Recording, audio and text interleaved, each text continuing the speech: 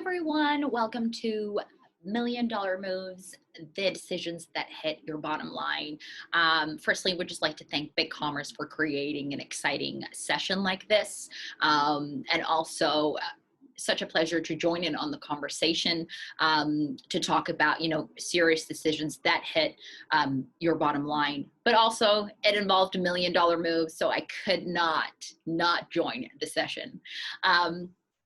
So just a little background about me. My name is Shanique. I am an e-commerce growth manager at Goose. Goose is in a nutshell, Goose is a web development and digital marketing agency based here in New Zealand. Part of my role, and predominantly my role, and just in respect to million dollar moves and also my daily engagement with clients, is to understand their current state of their online business, their current tech stack, what their e-commerce goals are, and then obviously asking the question as to why they haven't been able to achieve those e-commerce goals. Sometimes it's a mixed bag. They could have an amazing tech stack, but they just don't understand, or they haven't been able to optimize it to the level that's geared towards their growth. The other part could be that they've outgrown their current tech stack, and they're just a little bit worried and fearful to take the next step and the leap of faith into another technology software that could potentially unlock their growth. So it's often a mixed bag, but it's really just, laying it out on the table and really understanding what the current state is and what the goals are, and then how we're going to get there. A lot of times, e-commerce can be considered quite, tricky, daunting, overwhelming. But this session in particular is to highlight that e-commerce can be simplified, and that growth doesn't need to be overcomplicated. That growth is possible if you focus on the right things within your business. So this particular session really resonates with how we partner with our clients. This is essentially our motto. Every maverick needs a goose. And if you've watched Top Gun, then you are pretty familiar with the duo Maverick and Goose. In our case, Maverick is our client, and we are Goose for them. We are their wingman when it comes to navigating the tricky waters of e-commerce, because for us, it's really important to remind them to stay aligned with what their goal is, and we help them navigate that on that roadmap to achieve their goal. Here are some couple of mentions of Mavericks that are currently on BigCommerce: Mazda, The Comfort Group, Wild Poppies, Clogger, Talspace, Kiwi Velo, New Zealand Post. What an awesome project. The Stamps and Collectibles team was on a legacy platform that was posing a risk for the business. It wasn't really engaging with their customers, wasn't really engaging with their customers, and they wanted a platform that would allow them to leverage real quick as soon as they went live to market. So they migrated to BigCommerce. And they've experienced immense success when it comes to online sales, also customer feedback. This is not coming from, this is definitely coming from this is definitely their feedback. They left a review on Google, just explaining their journey. Another customer client that is a Maverick, Magnus Benro, their journey is just so amazing. They were on Magento. It came to end of life. There's a case study that's on our website, www.wearegoose.co.nz, if you want to read it furthermore. But in the next slide, I will elaborate a little bit more on that case study, because it does tie in with the idea of simplifying e-commerce, with the idea of growth hacking, staying attuned to your overall goal. But then also, let's lift the hood. Let's see what's happening in the business as to why you're not being able to achieve your e-commerce goals.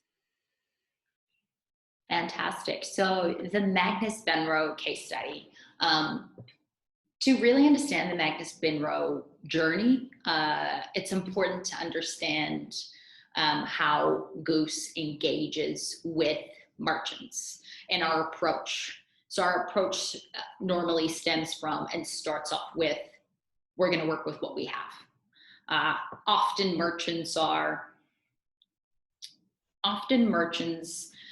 recommended the latest technologies, the cutting edge strategies. But these approaches often overlook the simple interventions of what would actually have the largest impact. So, merchants receiving these conflicting advice, they often get confused, hey, Shanique, I want to increase my page speed. It's really, really important. And then you're like, wait a second. Yep, I'm not saying it's not important. But there's other factors of the business that, in your e-commerce sphere that you should also be focusing on. The customer journey, where a customer is currently falling off because you're obviously spending money to drive that traffic to the website. How are we converting those? Is that related to page speed? Could be. How do we know? Until we actually find out. So there's multitude of factors that influences your revenue. However, it's figuring out which of the ones are simple interventions that you can work on to have those quick wins. And it's really about, focusing on those simple strategies. So Magnus Benro was previously on, doing manual processing, and, a large portion of their budget was spent on maintaining the website. And their move to BigCommerce was probably one of their $1 million moves for 2020, because that meant 33% of their budget was then reallocated towards marketing. And that's huge, because that is the business that's currently saying, right, we actually need to invest in a marketing strategy so we can better engage with our customers. It's not about increasing your budget. It's about taking the budget that you have and reallocating it to aspects of your business that is geared towards growth. I do encourage everyone to go and have a read of the Magnus Benro case study. It's on www.wearegoose.co.nz. If you scroll down, there's a link to tell you how exactly we did it. Yeah, it's a really, really good case study.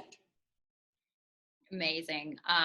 So growth hacking, for anyone who has been reading marketing blogs for the past few years would have come across the term growth hacking. It's essentially a term that describes a straightforward process of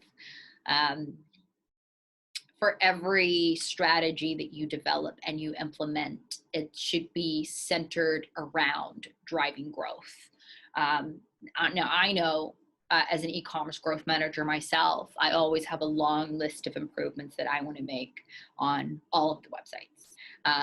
And I know that everyone that's working on a website all the time does have that particular list, but it's always centered around, are those things that are on your list, are they directly going to be driving growth? Which comes back to, what is your definition of growth? And that's always why we take the process with our clients, understanding your current state. What is your current tech stack? Are you fully optimizing it towards your goal? Because that's going to highlight you to see the gaps within your business. I thought I'd just give you the backstory before we get into the roadmap in terms of how we approached this particular client. They approached us and said that, we've been struggling for the last 8 months. We've got an issue on our checkout. The reason how they came to know about that is because their customer service team received quite a few calls related to a checkout issue on a daily basis, which means you're paying your customer service team to, answer calls for an issue that, should be fixable on a website. So that took their time. So they were less productive on actually focusing on the positive sides customer service. Furthermore, they really had no online communication on the website. There was no live chat. There was no, if an overseas customer was trying to contact them, you know, they would kind of feel like they were by themselves, like left in the dark. They'd have to write them an email and then wait for them the next day to respond. I don't know about you, but if I'm online and I'm struggling to check out, I'm gone. If this checkout process is too long, or I'm impatient, guys.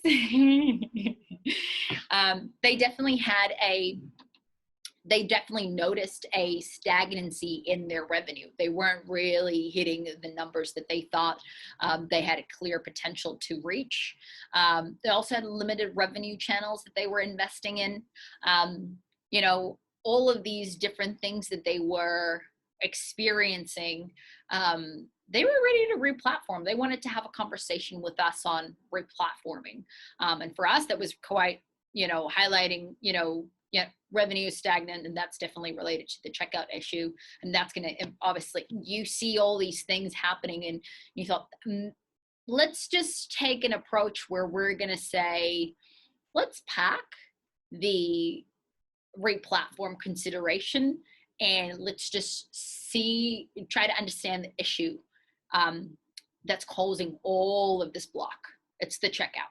So we ourselves just wanted to try to take an approach where really understanding the issue before we actually propose a solution.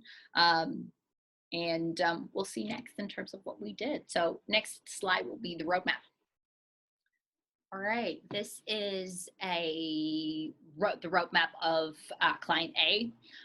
As you can see here at the beginning, you know, they were experiencing generating revenue $270K per month on average, and for them, they felt like they hit a stagnancy in their revenue. So our approach was, let's get some hot jar on this site. Let's really understand what's actually happening on the checkout. And you know, they were originally they were on an old checkout that was quite customized, but in order to just go, right, let's just develop a new checkout, we thought, right, why don't we actually take our time, really understand how clients A's customers actually shop, how do they want to check out, what is not currently on the custom checkout that, you know, customers have given feedback on, that would be better for them. How does the business operate that they require? Like, what fields do they actually require to continuously run the business in a more productive manner? So first, what we did was we ran some hot jar sessions on the site. We found 3 particular issues. So what we did was we implemented those fixes. So this was a short-term solution, but with a long-term focus. The long-term focus being rebuilding a new checkout, but with enough information that would help us to actually make informed decisions of what that checkout looks like. Furthermore, how we implemented this was also recommending live chat in Gorgias, and this was to actually help customers when they were online and they were experiencing these checkout issues, that there was some form of tool that they can easily communicate with client A, so they don't feel like they're just in this struggle by themselves. Gorgias was able to help the customer service team to have kind of an overview of their client. So the customer service team felt like they had a little bit more, they were a little bit more informed about their clients. So while we're doing this, we're looking at the checkout and we're improving it. We're not going to stop not driving traffic to the site. And one of the things that we did, and I think this is one of the most underutilized tools on BigCommerce, it's BigCommerce Insights. And it is so insightful. Like it adds so much value to the marketing strategy. So if you are a merchant currently on BigCommerce and you've got access to BigCommerce Insights, use the information. You have insight to who actually your best, you know, your at-risk customers are, who are your customers that, you know, have a higher purchase repeat purchase rate, or just your best customers, or you really get that overview of who is your the lifetime cycle of your customers, I should say, and you can use that information to help you create your campaigns. So one of the revenue channels that they were really underutilizing was Facebook. They were running some really basic ads. There was no thought put into the strategy of the ad, how the business is actually operating, what does the customer, when they're coming onto client A's site, what are they actually after? What is going to engage them and drive that traffic onto the site? This was a really, really, really successful strategy for them. And it definitely had a reflection on the revenue. And then once more, again, up here, driving traffic to the site, our older hypotheses that we fixed in terms of the checkout, newer issues was arising that we had never seen before, which meant that we were continuously running Hotjar sessions throughout this period and continuously deploying fixes onto the site, but keeping in mind how client A's client likes to check out. Furthermore, what we did was they were using Klaviyo. And this is a point that I really want to highlight. If you're sending clients onto your website and they're adding an item to their cart, but they're not checking out just yet, you've already paid for that customer. They've already engaged with you.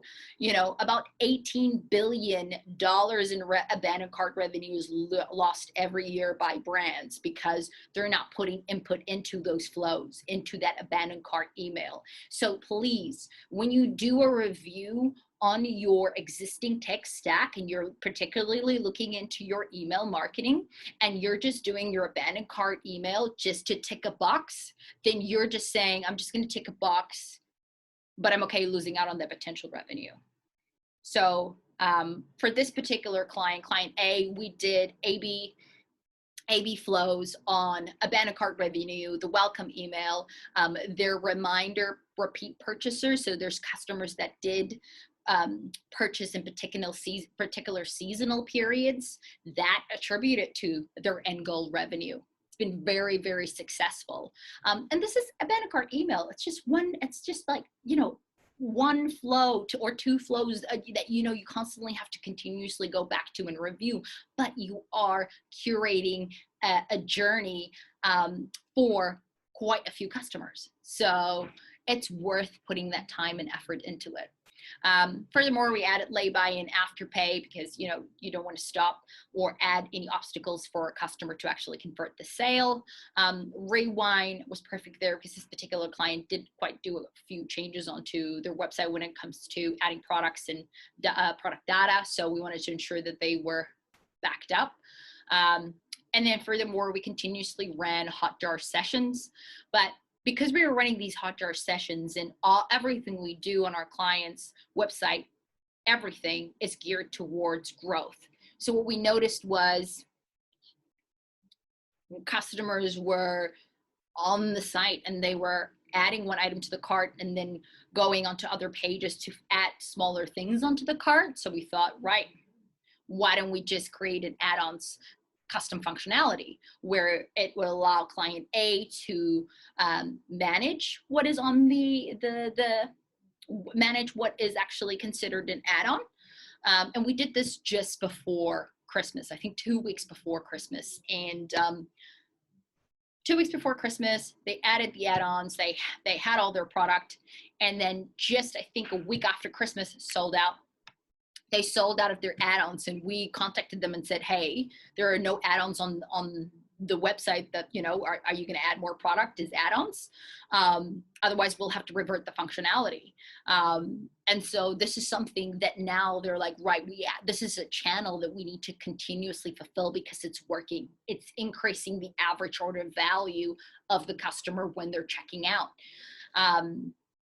And then finally, we released a new checkout for them. And this has been really, really great because, you've taken a process where you've said, hey, let's just stop. We don't need to re-platform. All we need to do is really understand the issue, and understand how the customer shops before we invest in a new checkout. For all of this, I just want to say, if I look back, we looked at their existing tech stack, and the only things that we added here was live chat and Gorgias and Rewind, lay-by, and afterpay. They were using BigCommerce. We optimized it by having more access to the BigCommerce insights. Facebook optimizing their ads, and Klaviyo optimizing that current tech stack. And then running Hotjar sessions to get a better understanding of how their client shops, and then providing custom functionality that is geared towards driving growth. So this particular customer went from making $270K per month to making $550K per month, and that's over an 8-month period of growth. So that, by taking a step back and really understanding your current state, reviewing your current stack, whether you're actually optimizing it, that it's geared towards growing your online channel, that is worth taking the time, because you will be able to see this level of revenue growth. And it's possible, and the crazy thing is, we haven't even started yet. There's so much to do. Now we can talk about revenue review strategy. We can talk about search, navigation. You can pull all those things in, but you need to make sure that you build the foundation is there in order to leverage from. Fantastic. Amazing. Hey, Craig, welcome to the $1 Million Moves session. Really, really appreciate you joining in on the conversation. I thought I'd just invite you to this session because I thought it'd be great to really enrich the conversation based on, what's happened across the year.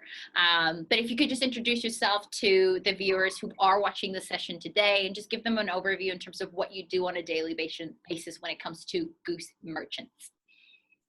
Yeah, sure. So like Shanique said, my name is Craig. I'm a co-founder of Goose. I guess unofficially, my day-to-day role is playing with web technologies and getting to do cool things on the web. Officially, I lead the dev team here at Goose. I also support Shanique in understanding our clients' requirements in line with what BigCommerce has to offer us. So it's just understanding what their problems are and translating into how BigCommerce can, solve those problems that they have. That's me. Fantastic. And just, to continue this session, thank you for introducing yourself. COVID has really influenced the pace in which e-commerce has picked up, and some of the merchants in New Zealand and across the world are still dipping their toes into the online market. And some of us, are just experiencing that e-commerce fatigue, trying to keep up with the trends, while still figuring out how to run an online business, stock delay issues, and, customers no longer, wanting the COVID excuse, and the list goes on. So in your experience, what are some of the biggest pitfalls merchants get into that blocks them from unlocking growth? For me, what I see on a regular basis is merchants being a little overwhelmed with the amount of information that they're consuming. Depending on who they're dealing with, it seems like they feel like they have to go and gather this information themselves. And as we all know, there's a lot of information out there. You only have to read like the top 10 things to do on your e-commerce website to increase growth, and you can get overwhelmed there. So I always find that if we start to look at the fundamentals of what the e-commerce store should be doing, and generally that's selling product, and you would hope that product is it's good enough in itself that the consumer wants the product. So then you just have to give them a good mechanism to be able to hand over their money to you. And that seems really obvious, but over and over again, it seems to be the point of contention, and people get this wrong. and there's multiple factors why that happens, but generally, like if we can fix those issues, then that, for me, that's the biggest blocker of them growing their revenue. Yeah, I'd have to agree. In terms of, sometimes, you get distracted by all the latest things that you actually forget the simple things that should happen on a site that is not being taken care of, or not, the attention's not being paid to. And everyone's just being human. You're just trying to keep up with the game.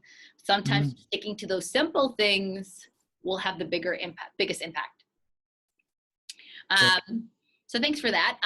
And we know that obviously we've spoken about the prevalence of the e-commerce fatigue, and we talk about simplifying e-commerce all the time.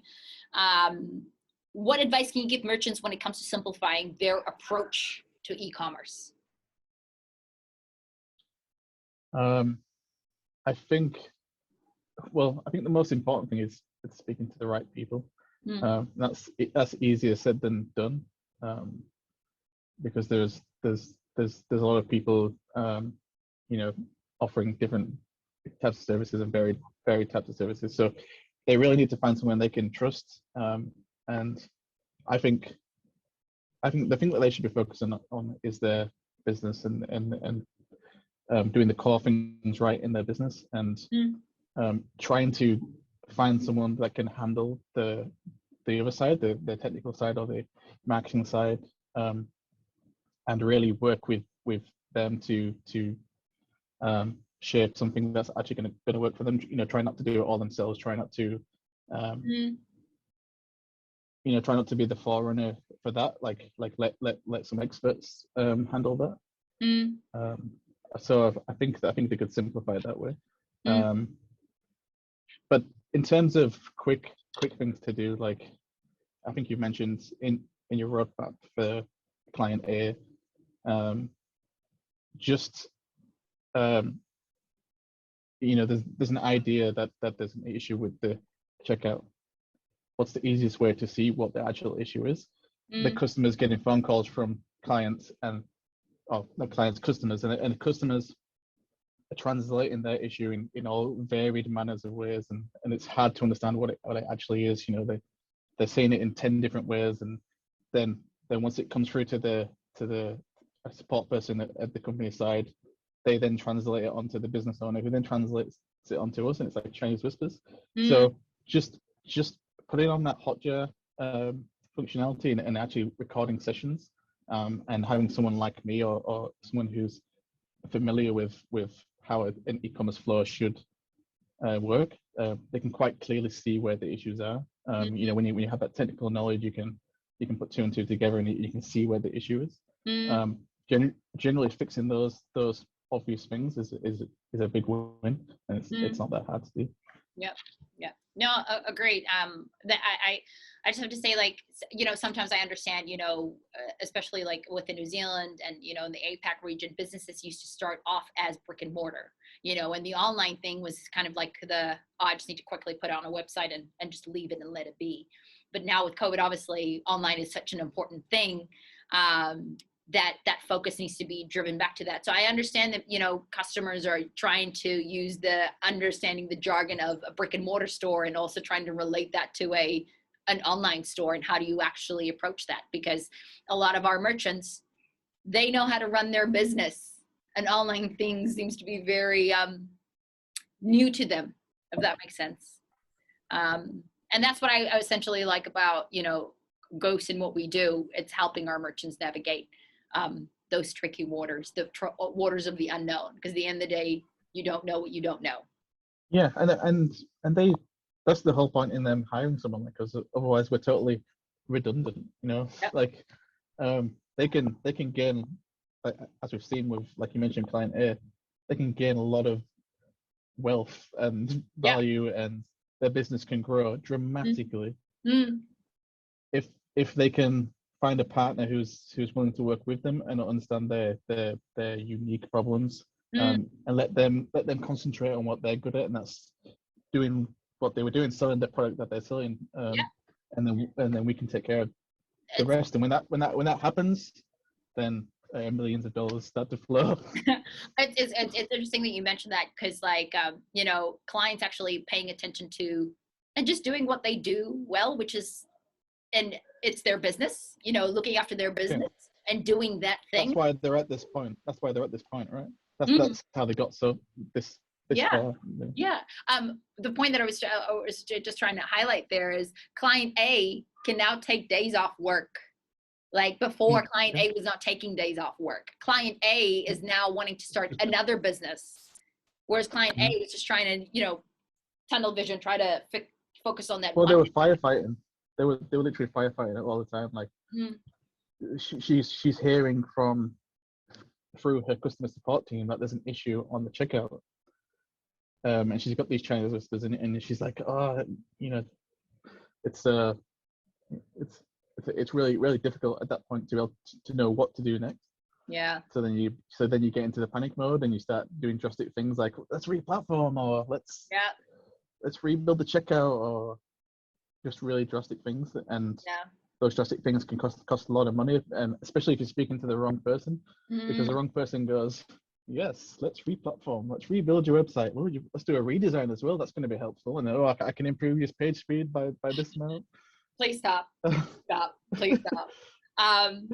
But what I want to really hear from you right now is, from your experience, what are some of the merchants that you believe are making the $1 million moves right now? Do you mean our merchants? Any merchants. Well, obviously our merchants are making $1 million moves. True, or we wouldn't be speaking of these. No, we'll catch this session if they weren't. Yeah, I mean, I think there's some. Like in New Zealand, there's some companies that are doing really well. You can just see that from just your personal experience of using that e-commerce platform. Like, we obviously buy a lot of technology for our developers and our marketers who are buying screens and laptops and things like that. And if you use a website like PB Tech, they tick a lot of the fundamental boxes, you know, of a website that works. I can find my product, I can add it in the cart, I can see the stock, I know which store it's in, I know when I can get it. Then when I do finally purchase it, it's a constant email flow with clear communication. Your item's been shipped, your item's on its way, here's a tracking link. You know, like, that's really dumbing down a really complex system that they have, but those foundations, you can see them there, and that's not unique to PB Tech. Everyone can achieve that, especially with a platform like BigCommerce. They give you those tools out the box. So there's no excuse now. Like, you should be doing that. You should, and you need to pay attention to that, because the companies that are doing it well, like the PB Tech, when you order something and they communicate to you every step of the way, you feel comfortable that the next time I'm going to spend $1,000 or $5,000 on a brand new MacBook, I'm not even going to think twice. I'll just buy from them. No, it's true. I think even just we're not sponsored by PB Tech, rather. Yeah. it's just off the top of my head. I was going to say, if you just think about it, even just in our industry, just communicating with our clients, that is so important. Now, if someone's purchasing something online and they have no communication whatsoever, there's like, am I going to get my product? It's that buyer's remorse kicks in, and then you're unsure, and then it's like totally forgettable.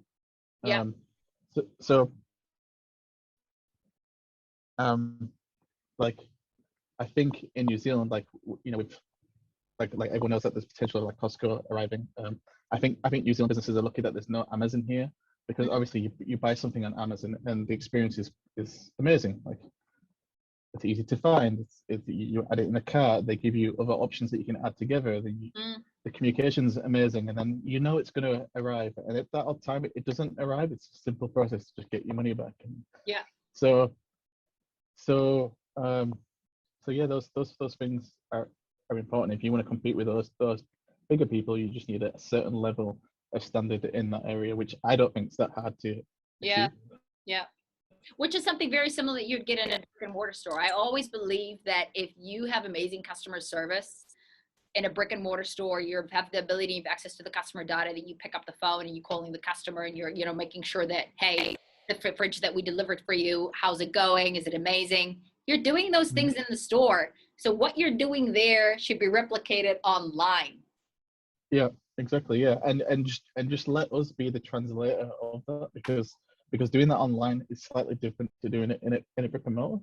Yeah. But the fundamental, the fundamentals of clear communication is the same. Mm. Whatever. Yeah. Yeah, no, great. Obviously, we're in the second half of 2021. Is there any advice that you can give to merchants in preparation for, the holiday season, just to get those last little bits of, revenue generated to finish off the year of 2021? What a blur it's been, to be honest. It's been so fast. I've wondered, what have I done with my life? Yeah. Well, I think, I've not come across a merchant yet that has wind of something that's not working on their e-commerce store. And they try to explain it, and they explain it in a myriad of different ways, and they're not quite sure, and it's a bit of a cat and mouse game. And it's kind of like, it's good that they know, so they are hearing it, so they're listening to the feedback from the customers who are using their website or buying their products. They kind of know, they inherently know that there's something wrong. I think it's spending time concentrating on trying to raise those issues and get some clarity around them. So speaking to someone who knows, if they're on the BigCommerce platform, how the big platform how the BigCommerce site works, and translating that into trying to find out what the problem is. And I'm thinking if you can just unblock some of those issues for the customer, then that's going to help dramatically. But apart from that, I think you really need to look at your communication strategy.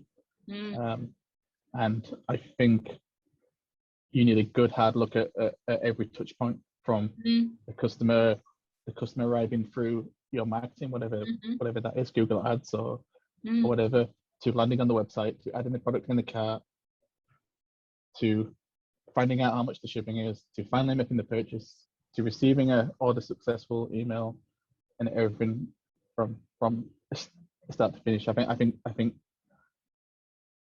refining that is going to be very helpful, especially in these next few months where we've got Black Friday, Cyber Monday, Christmas. You're setting an example for next year's growth. No, you're right. I just because I keep going back, the e-commerce is never oh yep, cool, we've grown revenue, done deal, we can sit back, relax. It's always let's go back, let's refine it, let's review it, let's improve it. It's never the market's always changing. People are always finding different ways to communicate. And I think don't be too bogged down trying to get to Z or like the best, like all these perceived best practice. That's not really what's needed. Let's look at what you have now. And make a solid improvement. That's a good start. That's a one step forward. And then run with that. And if you can do that in time for the Christmas period, then I think you'll be in good place to then start to build an even better foundation. Because then you're training your customers on how you communicate. Because a lot of times merchants say, "Oh, shit, I don't want to email my customers," and then I'm like, "Well, how many customers have you had feedback from?" "Oh, only 2." Out of how many subscribers? Like your customers, if they're engaging with you on quite a regular basis, then that means they want to hear from you. So it's about re-engaging with them at each touch point. But yeah, I agree. Really reviewing that strategy on online communication, because that increases the probability of conversion.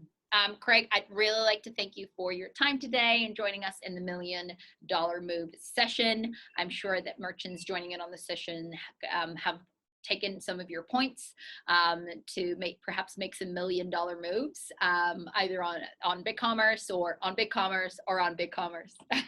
Thank you so much. Okay, no worries. Amazing, everyone. That is going to be the end of the session. I hope that you thoroughly enjoyed it as much as I did. I suppose the next question is, are you ready to move millions? Are you ready to, review your current stack? reviewing whether it's to make sure it's actually optimized to its fullest, and reassess your e-commerce goals and make sure that what you're doing, it's actually geared and centered around growth. And please, if you do, feel free to have a conversation with Goose. Please come and talk to us. Visit our website, www.wearegoose.co.nz, or feel free to give us a call on 09-218-8821. I look forward to speaking with you.